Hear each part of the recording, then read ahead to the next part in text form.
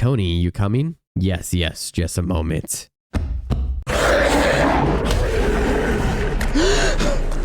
Hello everyone, welcome to day 28 of 31 Days of Horror, where I'll be playing an indie horror game every day this month. The game we're jumping into today is called Tiny Bunny. This is a narration horror game, so get your hot beverage ready and get comfortable. And with that said, let's jump right into it.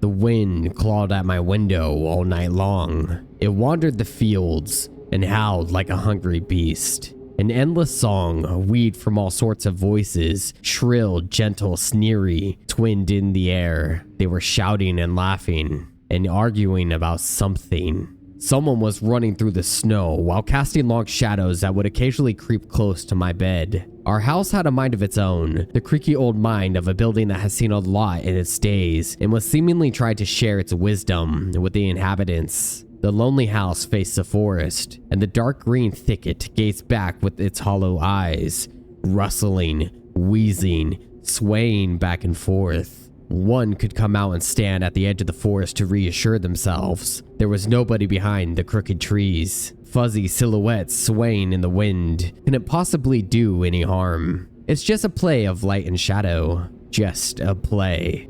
I knew it was just my imagination. I was already 12, after all. Still. Yeah, because once you hit 12 years old, you're not scared of anything. Hey, put away your book. How many times have I told you not to read at the table? It's bad for your health. Look at how slouched you are. Oh. We have to hide our book. I see. I didn't protest and put the book about Conan and the Barbarian aside. I was stuck on a line I couldn't understand after reading it 3 times anyway. Olea had already finished her breakfast and was munching on some cookies. She was so enthusiastic, she almost looked like your typical girl from commercials. You're not going anywhere until you finish all of it. I, on the other hand, was still trying to drill a hole in the plate with my eyes, as if it would make the porridge disappear. Hazy anxiousness welled up inside, all because of the previous sleepless night, the black forest around our house, and the gloomy wind. The longer I waited, the colder the lumpy white substance became. It looked like a jellyfish from the Castillo Odyssey. I love that show. I have no clue what that is. I wonder how horrifying the bottom of the ocean is. Oh, it's very horrifying. Or how cold the black forest is at night.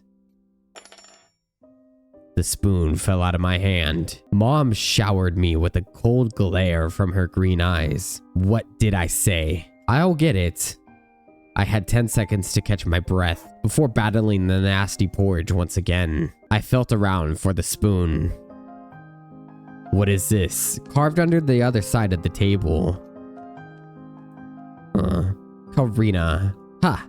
That's my mom's name. I guess she carved it out with something pointy when she was little. She sure was a rascal, damaging the furniture like that. She would scold me for a week if I did something similar, though. Should I remind her about it? No. She's been in a bit of a bad mood lately. I imagined her being my age, sitting under this table. I wonder, was Mom afraid of the dark back then? Or the sounds coming from the attic? Or the thick forest? I imagined my grandma coming into my little mom's room, sitting at the edge of her bed, where Olea sleeps nowadays, and saying this in her soft, smooth voice. Tagia is a special place, little girl. It's watching you closely, sniffing you out, trying to discern what kind of beast you are. If you're a good sort, it won't abandon you in times of trouble. But if you're a bad apple, it'll grab you by the side and drag you under the ground. And that would be it. Grandma was caring. She never fought with anybody, never yelled, never swore. Those were the times without the maddening screams until late at night, without smashed dishes and mutual accusations. Our parents used to love each other back then. I remember listening in on one of their conversations by chance. They were talking about Grandma getting prepared for her own funeral. She had already bought a casket, and she called it her cute funeral box. It waited for its time in the closet, patiently. It was black, upholstered with meat-colored material on the inside. I saw it when my grandma was getting buried. The house didn't change since the time she was alive. Only all of the photos were gone. Glass-covered pictures with grave faces of my ancestors. They all had a dead but watchful look in their eyes. I crawled out from under the table. Olia was done with her cookies and was looking at my share like a sly little woodland creature. I turned my gaze toward the frosted window. There was a lot of dark pines outside, but they didn't grab my attention. The pattern of the frost formed a picture on the glass.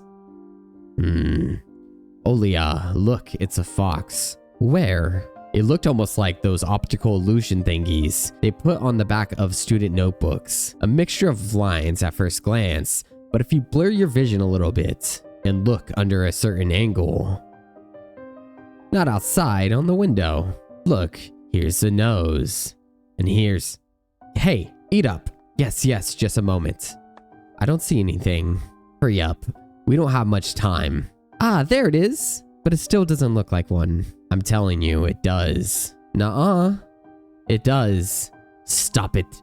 These kids, I swear. Now, I couldn't see the fox either. It disappeared. Went away. Only the frosty patterns, similar to the stretched out nettle leaves, kept creeping up the glass. My dad entered the kitchen with long, measured steps. I want to have a beard like his when I grow up. Mom would always ask jokingly, "Come on, shave it off. It stings." This was so long ago. Nowadays, rumbling doors and witty comebacks were an everyday occurrence. Olia always covers her ears whenever she hears something like, "What's the point in all this?" Through the wall. "It's all for your sake," Dad would reply. "For the sake of our family." I always caught every sound in fear of having the most dreaded, the deadliest word that started with D. Oh, divorce. Yeah. I don't even want to finish it. It was scary to imagine me and my little sister could be torn apart and taken into two different families. Anyway, your fox is nothing. I have an owl on my window. You and your owl talk again. You said you believed me just yesterday. Have anybody seen my car keys? I remember leaving them on the windowsill. Right. Maybe you did, maybe not. You're a grown man, a father of two, and still. Karina, please stop. Just let me get ready in peace. Your keys are on the basket, along with the phone. Well, thank you very much. Anton, stop making a martyr out of yourself and finish eating already. And the owl. There was no owl. But there was one. It had giant glowing eyes. Olia sprung up from the chair and placed her hands on her little face, imitating a pair of eyes the size of an apple each with her fingers. Last year you had Bye-bye in your closet, and now this owl. But I saw it. Olia shifted her gaze back and forth from Dad to Mom to me, but couldn't find any support. Have you thought about befriending it? You know, like feeding it with imaginary mice. Don't bully our girl. She's just afraid to sleep alone because she's still little. Olia pouted her lips in rebellion and rushed into the hallway. The staircase that led to the second floor creaked. Mom gave Dad a strict look. Oh, that look in her eyes. It's so uncomfortable to be pinned under it. Dad just snorted in reply and left, ringing with the keys he had just found. A minute has passed, and the theme song from The Little Mermaid echoed through the house. It was stored on an incredibly worn-out cassette tape, which Dad already had to glue together once. It's so easy to fix objects, by gluing them back together, for example. But how do you fix a relationship? Good question. Mom moved to the living room, and I was alone, anxiously stealing glances at the window. Olia had trouble sleeping ever since we moved to this house. She would toss and turn or curl up into a ball under her blanket. Sometimes she would jump up in the middle of the night and turn on the VCR. Cartoons to help take her mind off the troubles we had with the move and our parents. Ooh. And then Olia said she saw the giant flying monster outside her window. She became obsessed with it, Our parents did everything in their power. They tried every little trick to get rid of those ridiculous fears. Olia refused to sleep alone and didn't believe that the owl was just one of her nightmares. After tonight, I was unsure what to make of my sister's words, but to think of it myself, can nightmares be infectious? Just last night, I couldn't get a wink of sleep and ended up thinking of what to expect in my new school. There were a couple of days left before the beginning of a new term. My imagination drew long, twisty hallways that led to a classroom full of kids, but all the students behind their desks were simply long, dark figures cut out using a template. Circular holes gaped in the middle of their faces, and pairs of eyes blinked inside those holes. It was as if some completely different creatures were looking at me from behind the flat black silhouettes. Their cruel glares, filled with icy sneers, made me shiver from head to toe. Will I survive here?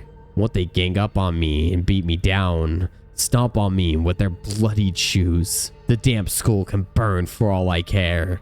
I just wish for anything to happen to it. Doesn't really matter what. I didn't want to go there that much. I didn't want to see people who are just itching to smack me on the head, trip me up, think of a new offensive name for me, worse than the previous one.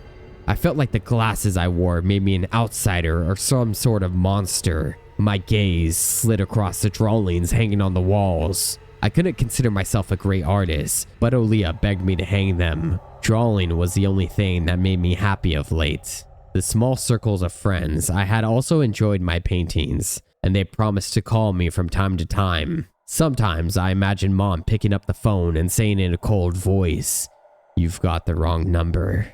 Or, "Anton is not around." Anton is not around. I imagined my future classmates lying in their beds just like me, listening to the howls of invisible werewolves outside their windows. Maybe my new classmates will like me after all, but who would ever like a boy with thick glasses? I mean, my dad used to wear glasses when he was little, and now he's married to the most beautiful woman on the planet, my mom. The house creaked, pressed by the wind. The condo we used to live in, a 9-floor concrete building, buzzed with the neighbor's drill, mumbled with the TV set from behind the wall, and cried like a baby from the big family next door. Our current house, though I can't really call it new, was completely different. It was silent and easygoing during the day. Its shadows lay dormant in the corners, on the closet cobwebs and under the stairs. But they all woke up during the night. Something was watching me from every corner, almost as if the old photos of my deceased family, with their ashen eyes, were hanging on the walls in the place of my drawings. The floor was squeaking, rusty drains were moaning.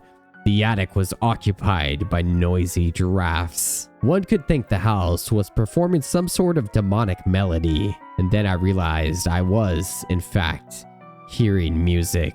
It was already playing for a good while. Somewhere at the edge of my perception, I could hear a flute. It was mixed in with the sound of wind, of the creaking old house, and my thoughts too.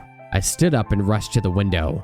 I wanted to reassure myself that the music was nothing more than a product of my imagination. It's not like someone is playing it there. Amidst the cold, snowy night, right? Ooh, I could open my curtains. Someone was dancing in the field. Black silhouettes I could barely make out, with the dark forest as their backup. They jumped around, basked in moonlight, bumped into piles of snow, rolled around, and crawled on all fours. Stories about wolves playing under the moon came to mind, but these were clearly not wolves. They stood upright at times, circled around holding hands and whipping up snow, disappearing into the shadows for a brief moment, and then coming back. Something bizarre was going on. Shadows dancing in the starless abyss made my imagination go wild, making me anxious at the same time.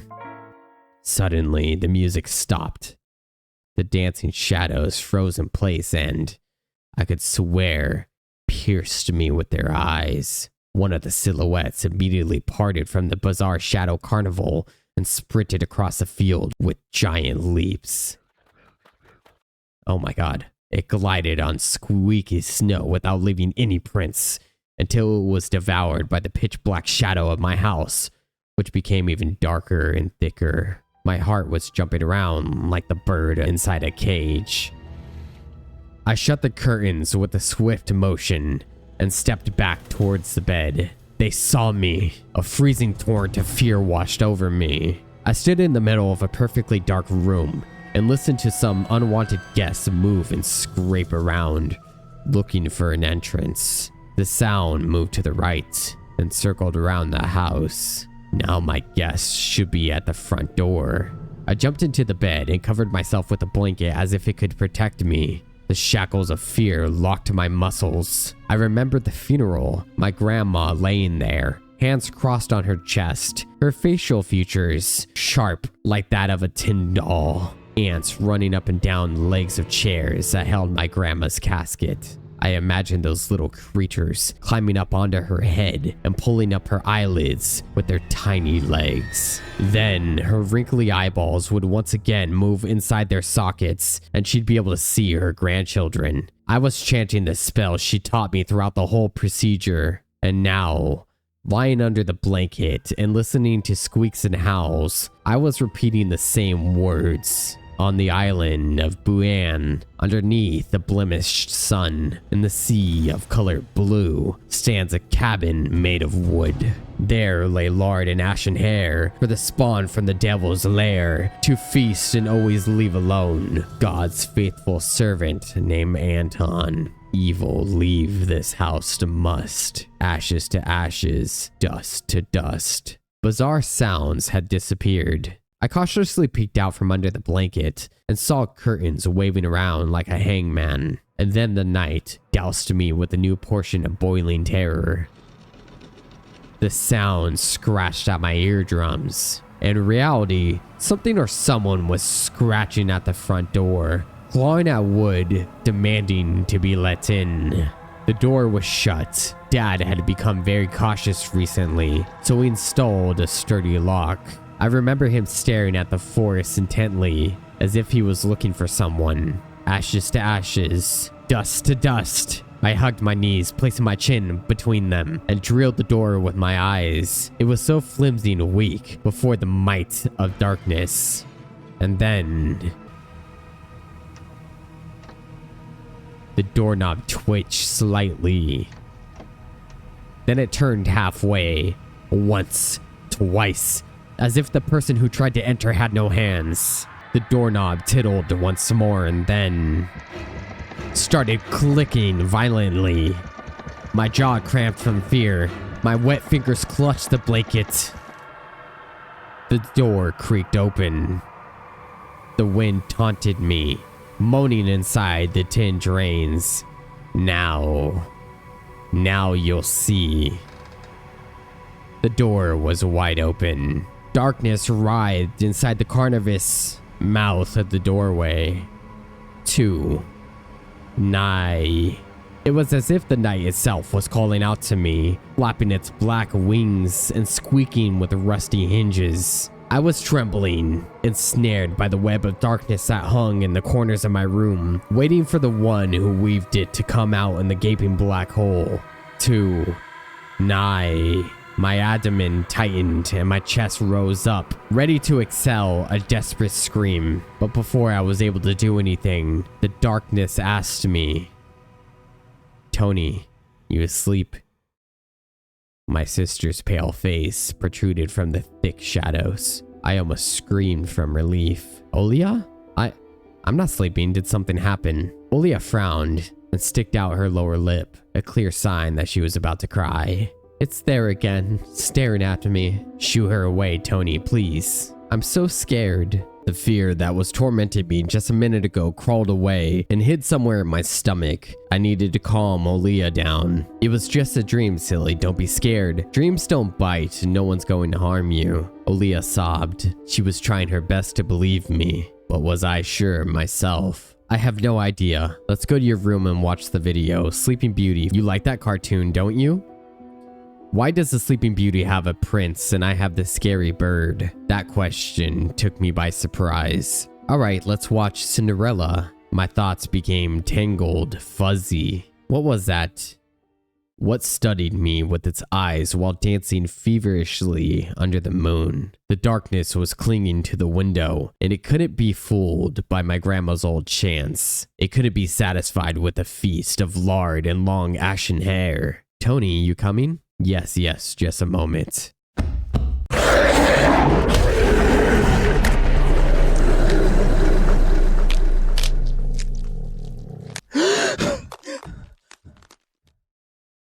Ooh. That's why I didn't want to laugh at Olea and her owl in the morning. Who could be knocking on our door here in the middle of nowhere? Okay, so that whole night was a dream. We don't know anyone around here. So persistent. I felt extremely unsettled just from a silly thought that our morning guest could have come from the woods. I could barely hear voices coming from the front door. My mind was urging me to hide in the closet, under the table, behind the curtains where Aaliyah always hides. Man, our character is sure is anxious. Tony, come here. I felt like kettlebells were tied to my feet, but still dragged them towards the hallway. Uh-oh. A couple of policemen towered over me in the doorway. They smelled like frost and worry. My mom always winced and grumbled the moment she saw patrol cars, worse than bandits, true. At the moment though, she looked somewhat confused. Hello. Senior officer, who wore a grim expression, nodded. A boy has gone missing yesterday. His name's Vova. Look at this, please. Have you seen him? The policeman held out a photograph to me.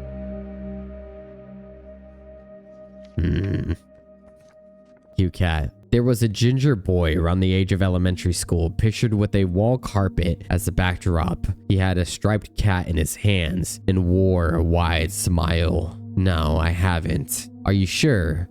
Look closely. Where would I see him? I don't know anyone around here. I barely leave the house. Same. Well, maybe you've seen him from the window. That's right. Your windows look straight at the forest, don't they? The window. No, I haven't seen anything. I see. His voice was tired, but his eyes, his stare, long and heavy, was full of suspicion. I squirmed unwittingly under the weight of guilt, which his giant shadow cast over me. Yeah, why are you bullying a child, man? Chill. The policeman finally tore his eyes from me and glanced over the hallway, the stairway, and the cracks in the ceiling, which I haven't noticed before for some reason. How do you like your new place, by the way? Getting used to it, bit by bit. It's just our little daughter misses the city a lot. Misses the city, huh? Have the locals been treating you well? Yes, everything is all right. Thank you. The policeman pierced through me one more time with his gray eyes. My head started spinning. Can I help you somehow? I asked that in a shaking voice to look like a polite boy and to end this unpleasant conversation sooner. Now that I think about it, you look just like one of my nephews, little fella. He's a witty boy around your age. Wears the same type of goggles. Always engrossed in reading those mystery novels. Told me he wants to enroll into police school when his family visited us this summer. Wanted to help other people just like me, see? I felt uncomfortable, as if a distant relative and not a police officer stood before me. You know what? Little boys like you should stay at home. Stay away from trouble. The times have changed so much. Mom interjected in a cold voice. You don't say. Ah, well then. What grade are you in, Tony boy? 6th. Have you made any friends here so far? Not yet. I'll be going to school for the first time after the break. Ah, then I'll leave you my number just in case. Call me if you have any new info. Shouldn't you be giving that to the mom? The policemen were gone along with their shadows and the smell of cheap cologne and the photo of a smiling boy. His face still stood before my eyes. I thought about what he felt, being all alone right now, there. For some reason, I imagined the forest swaying in the wind. What did his poor parents feel?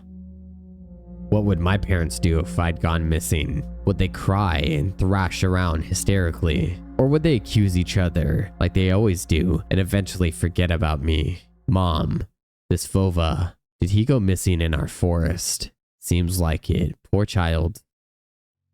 I looked out the window at the road. The police UAZ drove off toward the village. The officer's nephew came to mind while I was splitting off old paint from the windowsill. I remembered all the teenage mystery novels from the Black Kitty series I've read this summer. Your average boys and girls investigated all sorts of mysteries there. They looked for clues, spied on suspicious people, and after a set of amazing adventures, bam, solved any complicated case. They became local celebrities and must have made their parents real proud. I noticed a trail of policeman footprints that led to the forest. And then it clicked in my head. Why don't I start an investigation of my own? Maybe I'll find that lost boy. That's such a bad idea. And I'll get my reward. Olia will be so happy.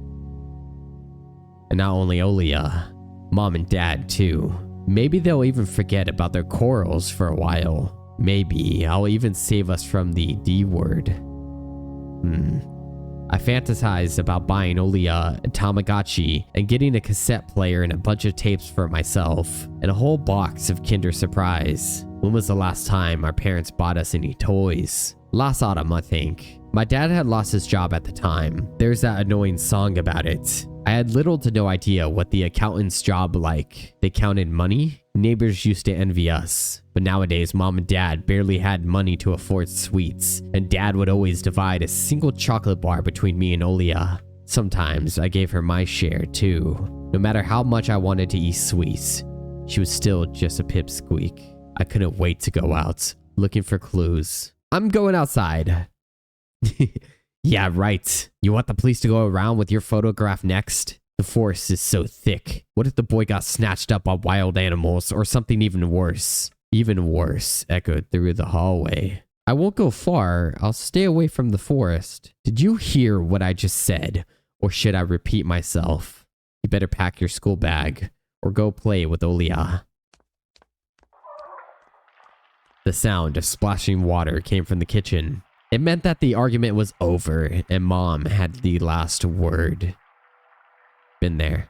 Ooh, I have options.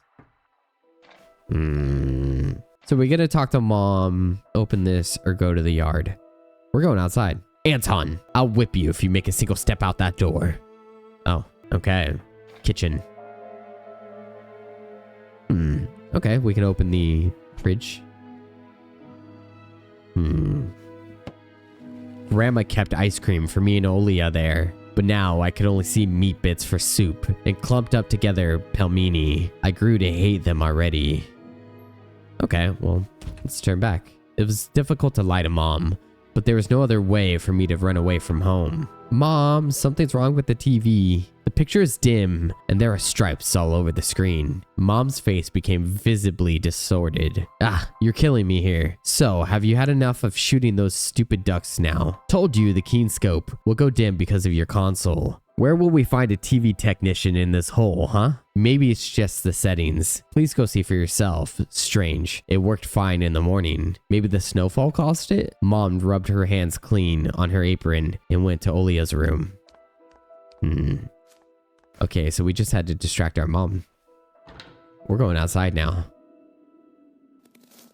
I opened the front gate and went into the field, carefully so Mom wouldn't see me from the window. When I crossed half of the distance toward the forest, the snow piles became as high as my knees. I remembered my nightly fears. Oh, you can see the birds up top there. That's pretty cool. The silhouettes I saw were around here. They were jumping around holding hands. That hypnotizing music started playing in my head, all on its own. In the light of day, those distant figures felt like a simple dream. The sun turned my nightmares into ash, but the aftertaste was still there. Distant ringing in my ears, distorted shadows, crawling on the snow alongside me, and a barely audible whisper in my head, blurry and almost kind. Everything was silent. So silent, I felt like the world was totally empty. No ground, no sky. No parents, no Olia. The time reached its limit, a one-way trip that ended at the forest's piney stockade. Sometimes silence was much more scary than any scream, true. Our parents would scream at each other while arguing and both me and Olia turned to stone listening to them. But then always came the ringing silence. Our apartment became numb a couple of days before we departed. It was hard to remember the last time Mom and Dad joked around, laughing, or spent time together. Almost like all of it was in a previous life. Damn. When they kissed with Olia present, she always frowned and snorted in a funny way. But one day it all changed. Something important had left our home, and something scary filled the remaining void. It was as if a fire broke up, and our parents were hurriedly packing our belongings, trying to save themselves and us. From who though? From the people with dead cold eyes, who sometimes visited us in our previous home. The eyes that only saw balls of worms on the black ground and everything. And somewhere far away, a siren was going off, trying to warn us of the coming menace. I shuddered, chasing away from my delusions, and looked around. There were only me, this white field, and the wind that was whipping up icy dust and belts of powdered snow. I squinted from the sun and turned my eyes to the sunless forest. It looked especially dark in the contrast with the blinding whiteness. Knobby tree roots slithered under the snow like fat snakes. Rotten leaves and coniferous needles froze in the ice. Dry, prickly branches intertwined, bringing up uncomfortable thoughts about fences. Oh, there's a glove there. Were they protecting the forest, or were they keeping something from breaking out? Some object was hanging from one of the pointy branches. I tried to get closer, drowning in snow. When I almost got the edge of the forest, I saw a knitted mitten. It looked like a wounded bird. Among the hungering semi-dark, should I take it to the police? The senior officer looked gloomy, but he still reminded me of Captain Casanova from my favorite TV show called The Streets of Broken Lights. He was also always anxious, with the tired look in his eyes, but still brave and strong. Will this mitten help them find the lost boy? Vova! I heard a distant shout. Looked like it came from the river. Vova! As if the trees were calling out to someone. Vova! Resounded closer to me. There was someone standing there, behind the trees, hiding. Vova. I knew someone was looking for the lost boy, but still, there was something unsettling about that figure. Its stillness. How was it bent unnaturally toward the ground? Its blackness. There's no one there, just branches and roots. It's all just my imagination. A nearby bird flaps its wings loudly. Oh, a shadow split from the tree and disappeared from my sight. I looked away for just a moment, but when I turned my gaze back to the same place, it was gone. So, it was my imagination after all. Silence reigned for a painfully long time.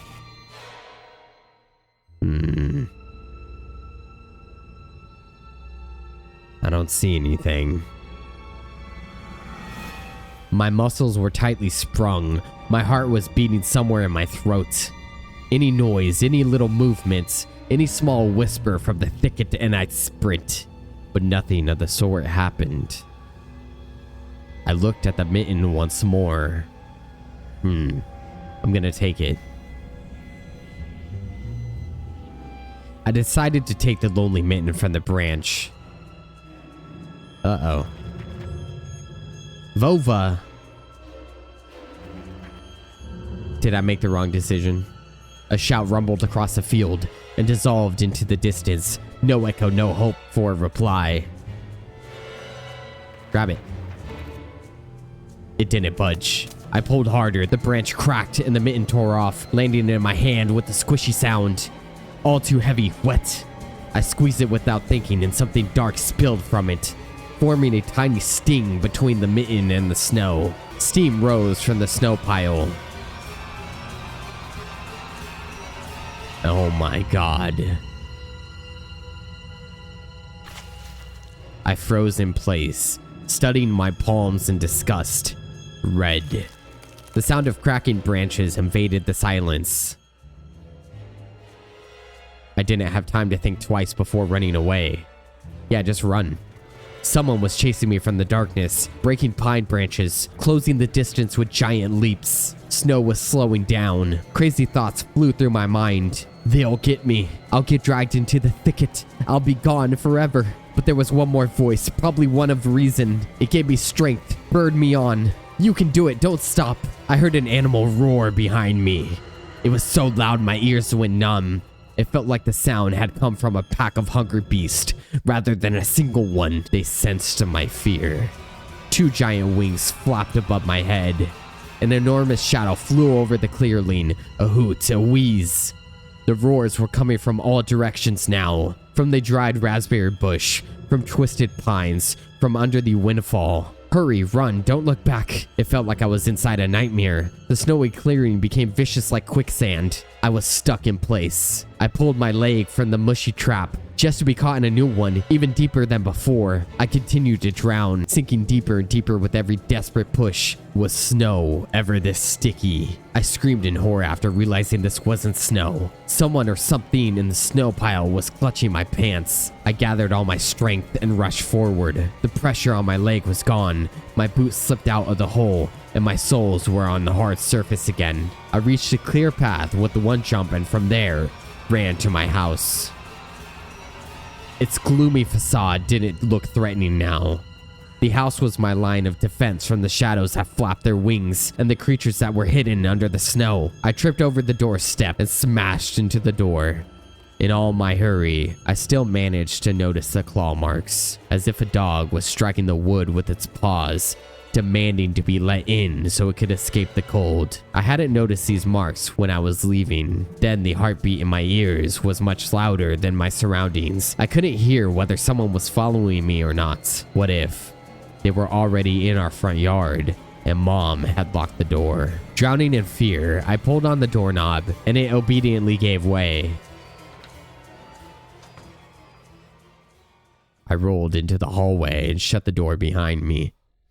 Man, this young man has a lot of anxiety. Holy shit. Porch planks creaked as my pursuers ascended the stairs. My fingers slipped off the lock and I couldn't click it into place. I gritted my teeth and pulled hard on the iron knob, whipping it between the boards. I stared blankly at the door. Someone was standing on the other side of the pitiful, flimsy barrier that was probably less useful than blankets. Wheezing breath reached into the house and crashed at me in waves. It smelled of pine and sweat. Mom peeked out of the kitchen and chastised me with the same frigid voice she always used when talking to Dad. What exactly didn't you understand when I told you to never slam the door? I didn't mean to. I snuck a glance at the door. The smell was gone, and the breath was too. If there was someone in the first place, of course. Here, mere 5 meters away from Mom, my fear was slowly weakening, melting like snow in spring, and with it, the last bit of strength I had left my body too. My legs gave way. I propped myself up against the wall so I wouldn't fall over. Mom's expression had changed immediately. The cold mask of strictness and detachment was gone. Mom looked the same as before all those quarrels. She saw my condition at last, my wet pants plastered with snow. Where have you been? What did I tell you, huh? I told you to stay home. Am I nothing to you too? I got afraid she would cry. I reached out to her like I was very little and wanted her to cuddle me. But Mom regained her composure fast and put on her usual face. Her eyes shine like steel. Her voice rang out. Your dad can't find his cigarettes. Be honest, did you snatch them? Were you smoking in secret? That is an accusation. Oh my God. I feel like the mom is letting her, how she talks to the dad, leak into how she talks to the children. Holy hell.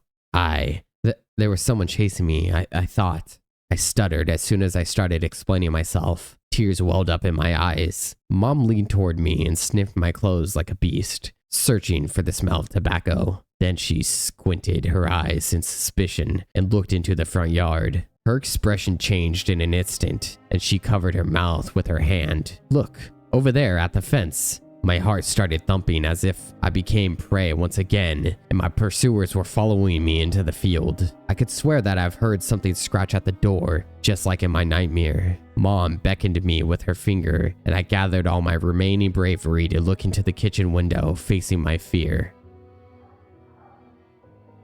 I could barely discern some hairy silhouettes swimming in snow through the icy winter patterns on the glass. Dogs. Just a small pack of strays with no name and owner, barely reminding of the hungry monsters that live on the edge of the forest. Oh boy, were you scared of them? I think they'd rather be scared of you, Anton. They were chasing me like a bunny. And what if they were rabid? The smile had slowly disappeared from Mom's face. Now she looked at the dogs as if it were her first time seeing them. What if they attacked Olia? I wish your dad could just shoot them all. Oh my god. Mom, look. They're alive. Huh? What? Are they your friend or foe after all? Make up your mind. You're not a little kid already. Mom sighed in annoyance, and I felt so bitter that I bit my lower lip and fixed my gaze on the cobweb-ridden corner. Welp, some detective I am. In reality, I wasn't risking my life among monsters, but rather my pants among a pack of stupid strays. And what for? What use do I have for this? Mitten. Of course, a dark and sticky mitten that belonged to the lost boy made a squishy sound in my hand. Seems like I was clutching it the whole time. That's my trump card as a detective. I hurried to present this clue to my mom. Mom, look, this is Vova's mitten. That boy that the police was asking about in the morning. It's drenched in blood. I found it hanging on a tree. I can show where. Let's call the police, like the officer told us to. Mom, look. A shadow of doubt slowly crept onto Mom's contorted face, as if she was trying to remember something distant, like someone tries to remember their dream, but the images slip away. Stop it this moment. Olia will go insane if she hears you. She already has trouble sleeping and whines all the time. And you joke around like this. At that moment, I realized the mitten was actually wet from the snow. There was no blood whatsoever. I wanted to sink through the floor from embarrassment. Come here, my boy, who cried wolf. Good one. Oh, don't just stand there. Come, take your pills. A golden colored pill, reminiscent of a dead wasp, fell onto my palm. I already took one during the breakfast. Don't talk over me. I told you to stay home and Dad would have given you a good whooping for that. Come on, take it, or you won't be able to sleep at night, and you have school tomorrow. So I had to swallow the bitter medicine, drinking it down with similarly awful water that gave off a taste of chlorine. Maybe it wasn't Vova's mitten. Maybe it wasn't a mitten at all, just like the forest monsters. And Olia's owl. Am I going mad? What's happening to me? Either the pill had an immediate effect, or my overexerted brain didn't let fear inside anymore. Serenity washed over me, bringing yawning indifference along with it. Anton, you done? See, you can't do it when you try. Take off your coat. Are you asleep? No, Mom, I was just thinking. What about, I wonder? It's just something silly. Mom scrutinized me with suspicious eyes, as if she wasn't sure she was looking at her own son and not some doppelganger that came from the forest. Is everything all right? You had the same exact expression when the policeman asked you about the window. I'm all right, Mom. She heaved a deep sigh. Fine. Wow, there's a lot going on here. I wonder if our character's actually okay. It seemed like the house had changed. Yeah, maybe the parents are actually normal and the two kids are having like some issues. The sofa's fabric had become discolored. Fingerprints appeared on the bathroom tiles. The light bulbs also felt different, dimmer and yellower. Even the saliva inside my mouth had a different taste. A melody from Aladdin could be heard from the upper floor. Olia was done rewatching her favorite Little Mermaid episodes and switched over to the other tapes. I slowly changed into my home clothes, stopped before the sink, and studied my reflection in the mirror, like I was trying to solve one of those spot the difference puzzles. Then I went upstairs. Jafar's and Lego's voices died down. I walked past Olia's bedroom and slipped into my own. Ooh, okay. Let's open the drawer. One of the drawers was empty. I hid the mitten there. The simple action drained the last bit of strength from me. Yeah, take a nap, man. I sat on the bed. And only then I noticed There was someone behind the curtains. My tired hand dropped to the sheets. Whether it was due to medication I took or the stress I underwent, the room began to contort, as if the wind was blowing the walls out like a pair of sails. That might be your sister. The room's corners bent and undulated. The only stable thing in the whole room was the figure between the windowsill and the curtains. A flimsy piece of cloth was stuck to my hidden visitor, just like a savant of sorts. Olia?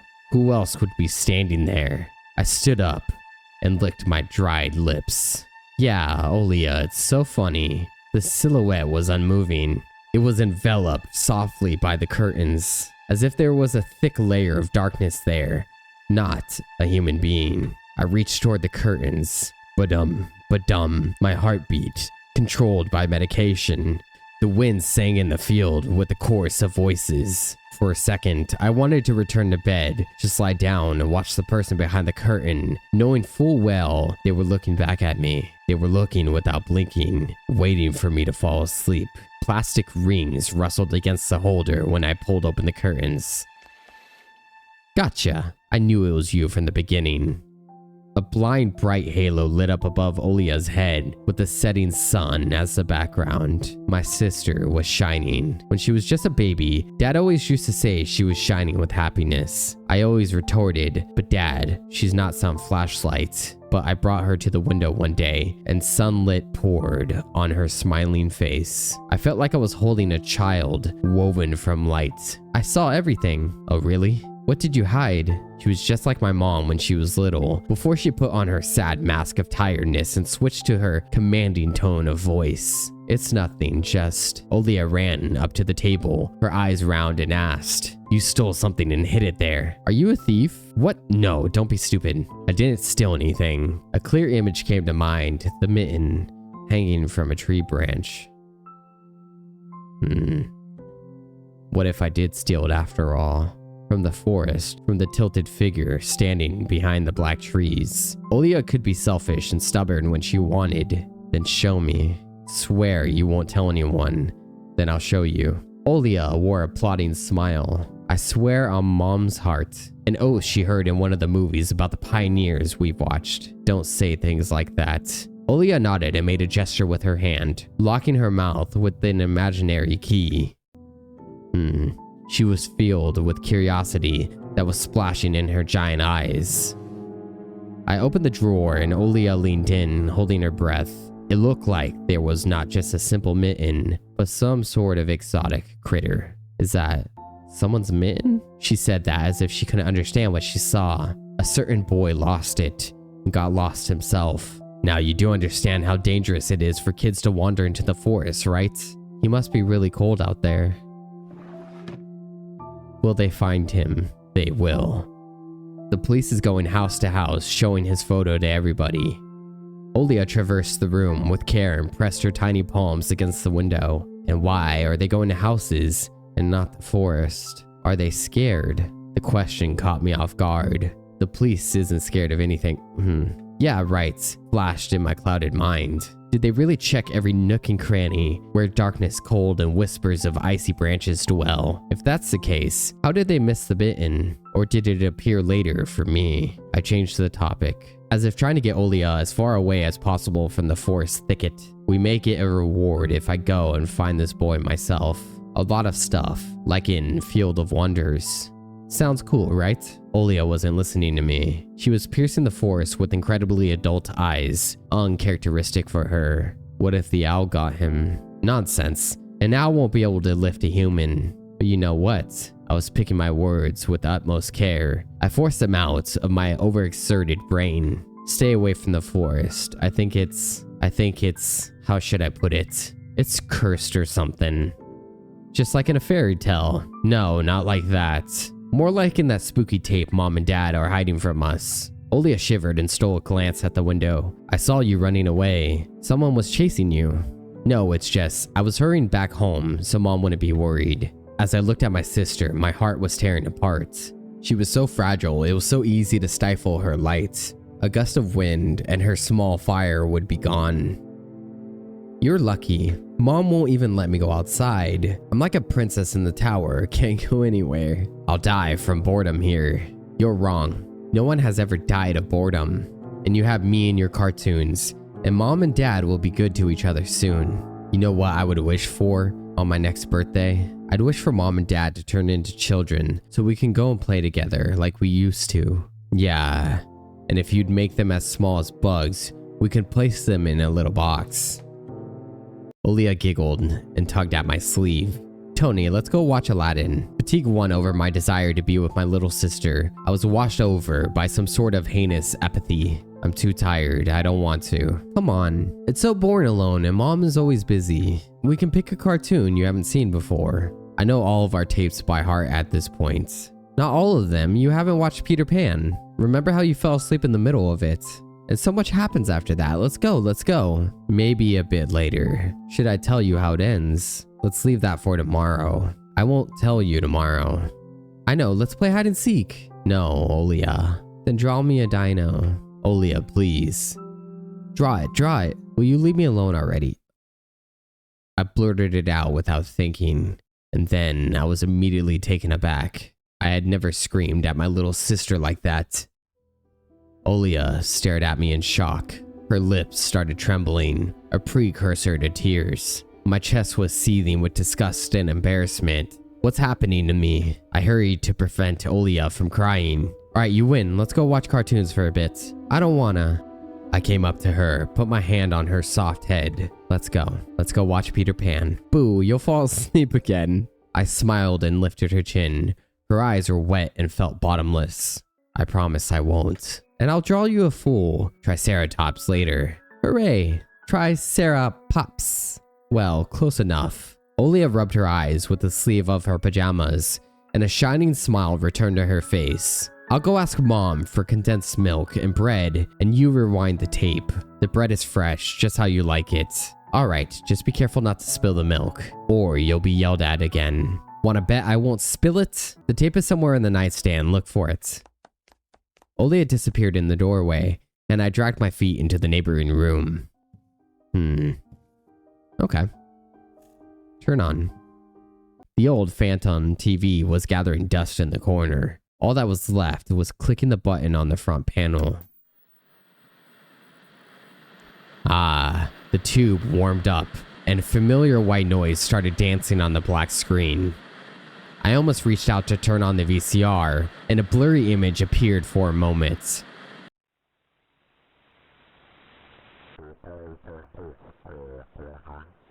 It was a dark forest, just like the one outside my window. The picture split the screen in half. Something creepy resembling human speech was coming out of the speaker. Just a few moments later, the scenery was again overshadowed by noise. Did it catch some rogue signal? Local TV station only really showed Soviet cartoons, and even that was pretty rare. And only just recently, I used to always watch Robotech before school. It was so awesome. Maybe I should tinker with the antenna. What if I catch the channel again? On the other hand, Olia had asked me to find the tape. It wouldn't be nice to disappoint her, but in my sleepy state, I didn't have the strength to do all of it. Okay, so we could either play with the TV or search for the tape. I say let's search for the tape. I don't want to disappoint the sister. I shifted through the shelves full of dolls and blue hippos from Kinder Surprise. I found the tape I needed thanks to its shabby spine. I got the black rectangle from its box. The tape inside wrestled while rewinding to the beginning. The rustle was luring me to sleep. Drowsiness attacked me while I was squatting before the TV. Images whirled in my head. Me and Olia flying around the forest, tumbling in the soft clouds. My little sister is laughing, but her smile becomes more and more forced with every passing second. I notice that the clouds underneath us part, burying the bristly pine tops. Swampy darkness slurped among the trees. The wings are no longer able to hold us and Olia. You haven't started without me, have you? My sister brought the tray with unevenly cut bread and a whole can of condensed milk. I rubbed my eyes. No, come, sit. Mom and Dad are arguing again. They're going through some rough times. Rough times are lame. True. On the screen, Wendy was hiding Peter Pan's shadow in the dresser. Olia was entertained by the cartoonish dog Nana. Maybe Mom and Dad will buy us a dog too. Yeah, right. I'll have my own dog in the Neverland, and a cat, and a parrot. Olia smeared a slice of bread with a thick layer of condensed milk and handed it to me. Have you lost all of your baby teeth? Obviously. Olia frowned, deep in thought. Peter Pan has baby teeth. What if they won't let you go to his land with adult teeth? Oh, well, I'll think of something. We'll ask Dad to alter your age in the passport. And why would Dad forge documents? Olia took a bite from the sandwich and started talking with her mouth full. He will. I heard Mom that he did that before. You'll grow ears as big as Dumbo's. Olia got worried and touched her ear. I smiled to myself. My little sister was silent now. She just devoured bread, watching the adventures of Peter Pan, Tinkerbell, and James Hook, as if she got sucked into the fairy tale Neverland. To be honest, I also imagined myself there, in a land where no one ever ages, where no one argues over little things, where no one listens to fights and the sound of broken plates at night. It felt like I was dreaming with my eyes still open. Then my little sister's scream pulled me back to reality. Tony, shut the curtains fast. Why? No one's watching you. It's dark, and when it's dark, the owls come. I'm scared. I got out of bed, fighting my drowsiness, and closed the curtains. I did my best not to look outside toward the treetops, toward the taiga forest, which seemingly drew closer and closer. Of course, it was just a visual effect from the shadows of branches scraping the snow.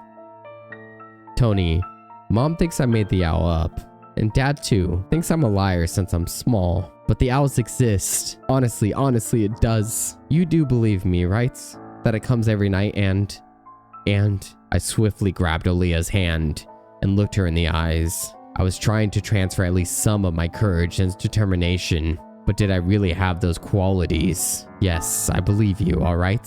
Just don't nag our parents about it anymore. They're already dealing with a lot, so they'll just get mad at you. Come and tell me if anything happens. And don't look out the window. But it wants me to look. Doesn't matter. Act like it doesn't exist and never existed. Like it's made up, just like Mom and Dad say. You'll get tired of waiting and fly away.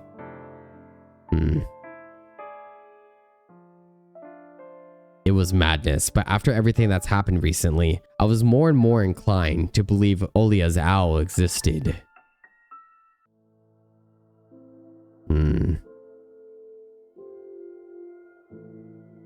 We followed Peter Pan's adventures as if nothing had happened, as if the forest didn't kidnap kids, as if our parents weren't tearing each other apart bit by bit.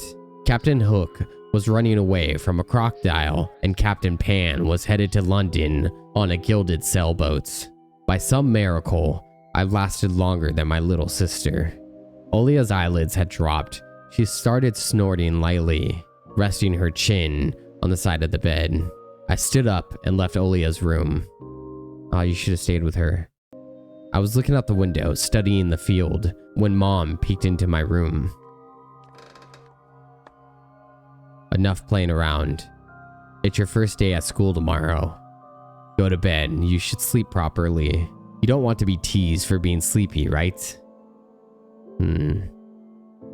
Adults think everything is so simple.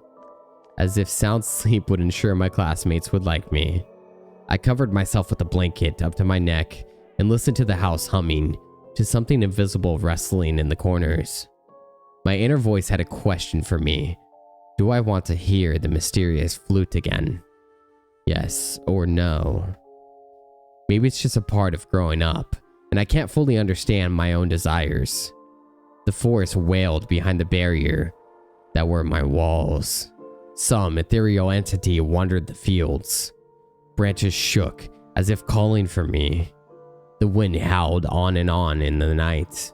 My thoughts were like annoying flies that entered my head before becoming weak and tangled. I didn't notice how I fell into slumber. Okay, well that was episode 1 of The Tiny Bunny. I'll keep an eye on this. I don't know if the other episodes are out. I believe they're not. But I'll pin this game and keep an eye out for the other episodes. Because I do really love narration horror games, and I think this one has a good premise. Especially the tiny bunny. Like, what does the tiny bunny mean? They didn't really say anything about the bunny. But this game was really cool. I'll leave the link to the game down below in the description, as well as some more information about the channel. And if you did enjoy this video, don't forget to like and subscribe. And as always, thank you so much for watching. I will see you in the next one. Goodbye.